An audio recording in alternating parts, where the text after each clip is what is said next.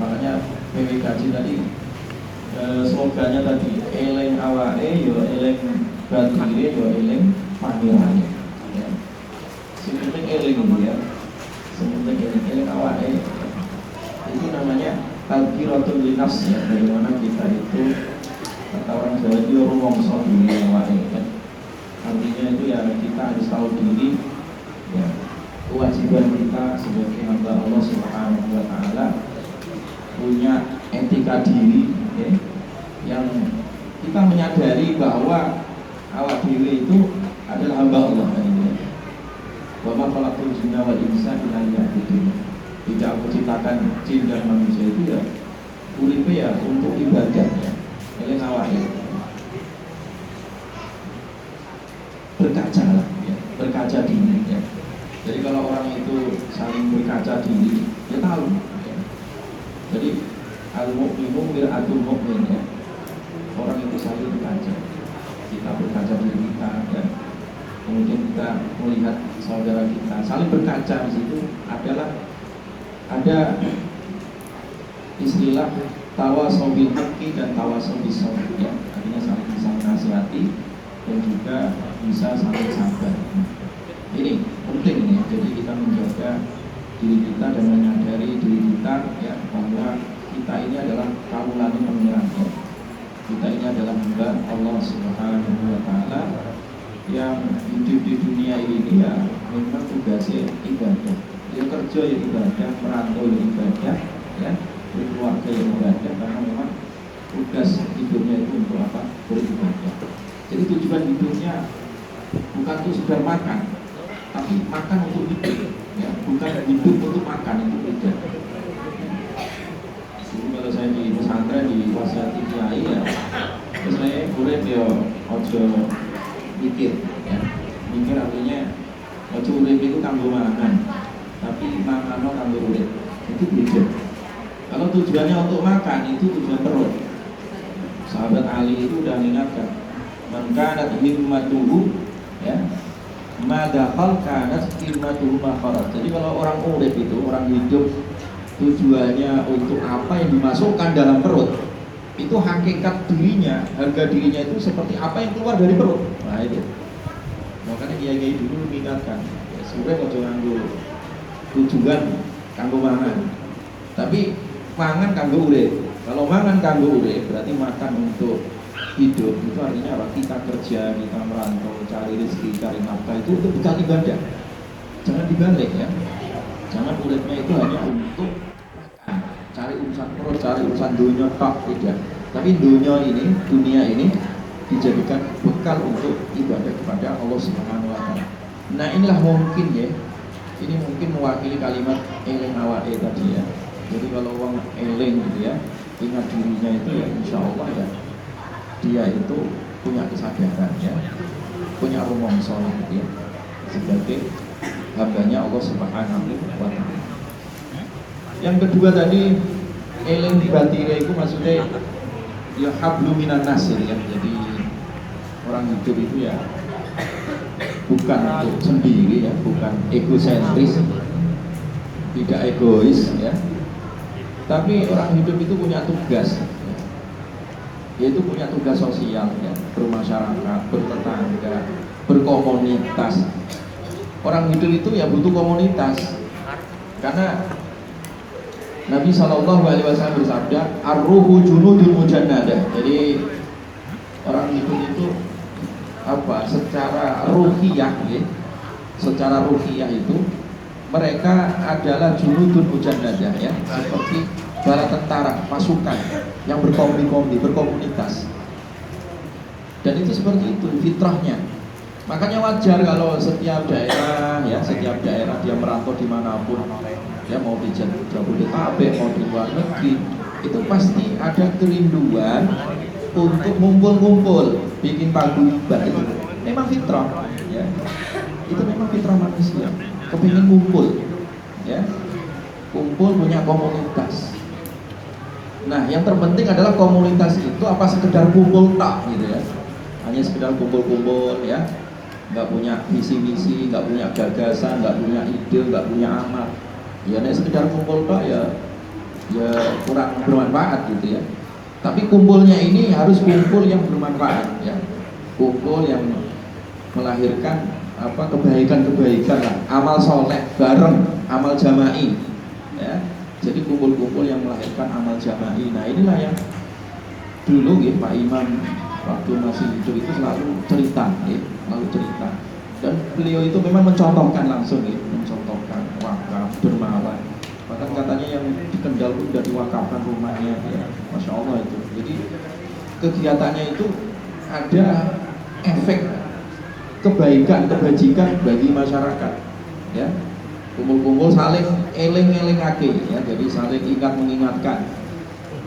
Kancane iki nek ana sing salah ya di sepuro ya diluruskan kok. Misalkan ada yang keliru ya. Jadi di situ tawasau bil haq, tawasau bis sabr ya. Hubungan hablum minan nas. Karena komunitas itu penting, Pak, ya. Komunitas penting. Hidupnya ataupun matinya. Ya banyak komunitas ya akeh sing ndongake ya. Misalnya awak dhewe wis balik ya, wis dipanggil ya oleh pangeran ya. Ya semakin banyak komunitas berarti banyak yang doakan. Nah, kalau kenceng-kencengan awak dhewe itu ndonga ibadah itu terbatas, Pak. Terbatas. Ya kita butuh doa dari teman-teman kita ini. Ya. Kalau hanya sekedar kita doa sendirian ya, itu terbatas kemampuan kita. Nah kalau banyak yang doakan ya, dengan banyak komunitas ya, kita hidup, kita mati ya, kalau banyak yang doakan itu berkah ya. Nah inilah salah satu tujuan ya kita berkomunitas. Komunitas bukan untuk fanatisme, bukan ya. Komunitas di sini adalah untuk semakin kita beramal baik ya, semakin kita itu mengokohkan ukhuwah okay? Karena ukhuwah itu penting.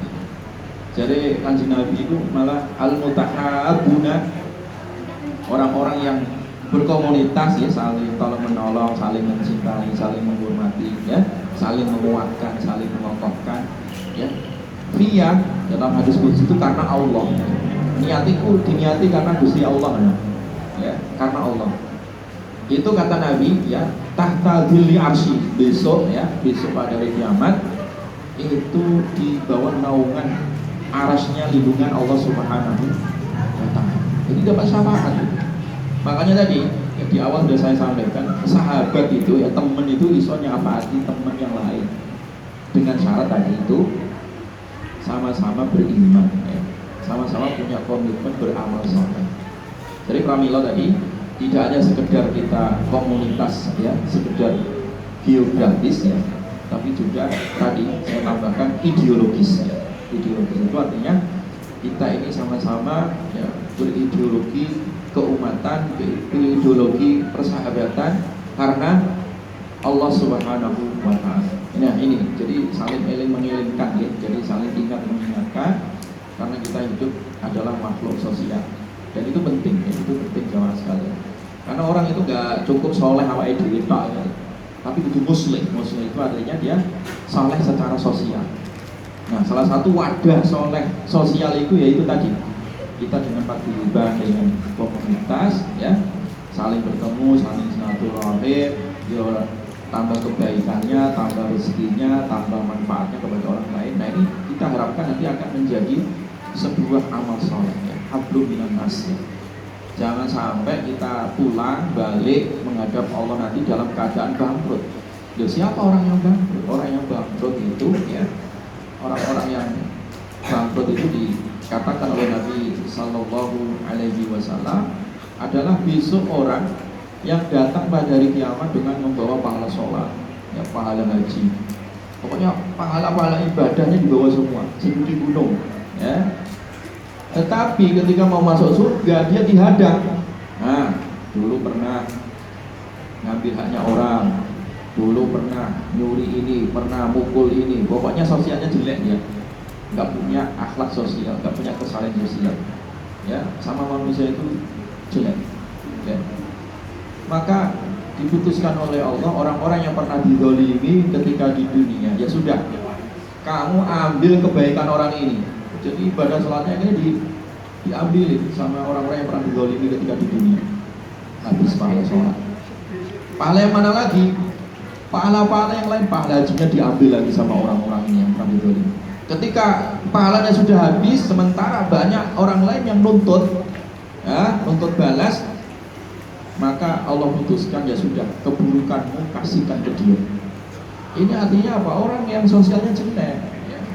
Sosialnya jelek itu disebut al-muflis, orang yang bangkrut besok pada hari kiamat itu bangkrut gara-gara sosialnya jelek. Nah, dengan komunitas, dengan paguyuban ini, ya, kita sebenarnya sedang belajar supaya kita punya kepedulian, ya, sesama, ya, dari kampung sesama, dari tenggang sesama. Jadi akhlak sesama ini harus dibangun, sifat simpati, empati, ya, seduluran itu harus dibangun. Ya, persahabatan ini tidak hanya sekedar di dunia, nanti ke bawah. Si fulan meninggal kemarin, ya, Al-Fatihah, atau si fulan meninggal kemarin, disolati, didongake, ya. Ya. Itu kan kecipratan, minimal kita kecipratan doa gitu kan. Ya. Walladzina ja'u min ba'dihim yaquluna rabbana ighfir lana wa li ikhwanina alladzina sabaquna bil iman wa la taj'al fi qulubina ghillan lil ladzina amanu rabbana innaka ra'ufur rahim. Ya, jadi ngendikane Allah itu kalau orang-orang punya hubungan persahabatan itu didoakan. Orang-orang yang beriman datang setelahnya itu doakan orang yang meninggal sebelumnya. Rabbana ighfir lana, ya Allah ampuni saya, wa li ikhwanina, dan saudara-saudara kami, alladzina sabaquna bil iman, yang telah mendahului kami. Nah, ini yang kita harapkan, Pak. Jadi komunitas itu kita harapkan itu kita didoakan, Pak, ya. Karena kalau kita mati nanti kita didoakan. Dan pesannya Allah lagi, ya, wala taj'al fi qulubina ghillan lil ladzina amanu. Jangan sampai dalam hati kita itu kalau kita berkomunitas, ya, punya paguyuban, ya, persahabatan itu jangan memelihara sifat ghil. Jangan punya sifat iri, dengki, hasud, ya. Itu harus dihilangkan. Karena itu yang merusak persahabatan, merusak paguyuban, ya. Itu merusak komunitas. Jangan jadikan, ya Allah, hati kami dengki atau iri atau benci, ya, terhadap, ya, saudara kami. Jangan sampai, ya, itu doa kita, ya. Nah, itulah manfaat ketika orang itu punya komunitas yang baik, ya, punya kebersamaan, ya, dalam kebaikan karena Allah. Nah, ini yang diharapkan tadi itu sama-sama eling bature, ya, atau eling batine, ya. Yang terakhir adalah eling pangerane. Nah, ini eling pangerane itu bahasa Arab itu hablum minallah, ya. Bagaimana kita menguatkan, ya, menguatkan diri, hubungan secara vertikal. Hubungan karo Gusti Allah itu dikuatkan, dikencengin, ya. Kudu awak itu kenceng, ya, persahabatan ya kenceng, ya. Nah, hubungan awak dhewe dengan Allah, dengan Pangeran itu ya harus lebih kenceng lagi, ya. Artinya apa? Ya kita harus eling, ya. Eling artinya kita itu muraqabah, ya, muraqabatullah. Muraqabatullah itu artinya, ya, kita merasa diawasi Allah lah. Murid di mana saja, ya, Allah nggak membiarkan kita. Di mana saja kita berada, kita diawasi oleh Allah. Jadi murid nggak macam-macam. Mau nakal sidik, ya, diingatkan Allah. Gusti Allah ngerti, Gusti Allah melihat, ya. Itu nggak jadi. Kenapa? Merasa eling Allah, ya. Ya, kalau eling Allah itu hati tentrem. Zikir ala bidzikrillah tatmainnul qulub, ya. Gusti Allah itu mboten saring, ya. Jadi tenang hati itu. Kesakean masalah, kakean utang, kakean problematika pekerjaan, ya, macam-macam lah orang hidup itu, ya. Ya, orang hidup itu ada aja masalahnya. Nah, masalah yang besar menurut kita, perspektif kita itu ya kecil di hadapan Allah. Ya, Gusti Allah itu ngersake, ya, kun fayakun, ya. Jadi kalau Allah berkehendak ini cukup kun fayakun, ya beres. Nggak ada yang susah, nggak ada yang mustahil di hadapan Allah Subhanahu wa ta'ala. Nah, itu kalau eling Pangeran. Kalau ingat Allah itu hati jadi tentrem. Jadi segede apapun urusan kita itu ya gampang, ya. Kalau Allah berkehendak gampang, ya. Sekecil apapun urusan kita, kalau dikehendaki sulit oleh Allah ya sulit. Nah, ini, ya. Maka jangan nyepelekan Gusti Allah, ya. Jadi kita harus senantiasa mengikat diri, hablum minallah, eling Pangeran, ya. Eling senantiasa, ya, diawasi oleh Allah, ya awak dhewe kudu ibadah. Sing bandel-bandele kaya apa lah, sing penting la ilaha illallah ngono wae, ya. Jadi sebandel-bandelnya apa kita itu jangan lupa la ilaha illallah. Iya, ini pangeran. Karena sebandel-bandelnya manusia itu ya, walaupun punya iman hanya seberat debu ya, ibaratnya urip ning donya itu ya, imannya cuma sebesar debu, tapi kalau dia punya la ilaha illallah mesti masuk surga karena ilmu Allah gitu. Jadi oleh karena itu jangan nyepelekan Allah. Nah, sehingga disinilah kita punya ya, integritas diri, ya, punya keyakinan diri bahwa kita ini kawulane Gusti Allah ya, butuh ngawula ya, menghambakan diri kepada Allah Subhanahu wa Ta'ala. Nah itu ya, jadi sesuai dengan apa milad ya, yang ketujuh ini mudah-mudahan ya PWKJ ini semakin eksis ya, semakin langgeng ya, semakin berkah ya, semakin erat ya, ukhuwah ya, dan mudah-mudahan senantiasa sukses dunia ini, sukses akhiratnya ya, insyaallah diridhoi Allah Subhanahu wa Ta'ala. Saya kira itu yang bisa saya sampaikan. Nggak panjang lebar ya, tapi sudah terwakili ya, yang mudah-mudahan silaturahim ini terus berlanjut ya, karena memang pesantren ini dari awal ya dibuka ya untuk umat ya. Bagi khusus ya warga Kendal dulu belum sempat zaman Pak Imam untuk diajak ke sini. Pak Imam udah niat tapi belum sempat aja. Nah, sempatnya di sini, sekarang dilanjutkan terus insyaallah ya. Silakan setiap tahun ke sini nggak apa-apa, milad ke sini ya. Dan silakan siapapun ya. Makanya karena pesantren ini adalah untuk umat, harus kembalikan ke umat. Makanya saya nggak pernah nolak santri Pak di sini. Siapapun usianya ya, nggak bawa apapun diterima di sini. Jadi siapapun dan nggak bawa apapun diterima di sini ya, karena memang diniatkan pesantren ini fisabilillah ya. Dan alhamdulillah ya, sebelum Pak Imam meninggal itu ya, saya sudah izin Pak, ini empang bekas ikan dulu kan, banyak ikan di sini. Di situ ada empang juga. Gimana kalau untuk pengembangan pesantren diuruk Pak? Oh ya nggak apa-apa, usah diuruk. Kemudian saya uruk, ditimbun tanah, hampir sekarang jadi bangunan 2 lantai ini ya. Pak Imam belum sempat melihat hasil dari bangunan, tapi beliau sudah wafat. Alhamdulillah bangunan ini sudah jadi, alhamdulillah, tinggal keramik dan tinggal finishing aja. Jadi insya Allah ini semuanya adalah untuk umat ya, akan dikembalikan ke umat. Dan Bapak Ibu sekalian jamaah ya, paguyuban, siapapun mau menanam saham, menanam amal di sini silahkan.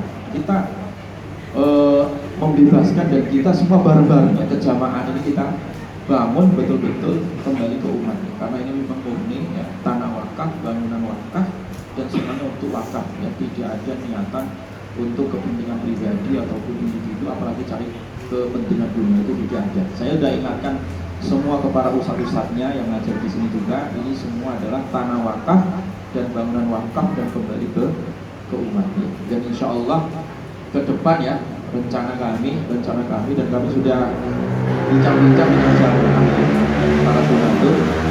Insya Allah tanah sebelah itu Pak, sebelah itu ada entah berapa hektar, 1,5 hektar atau 2 hektar itu ke belakang. Mudah-mudahan bisa kebeli, saya bilang. Bismillah.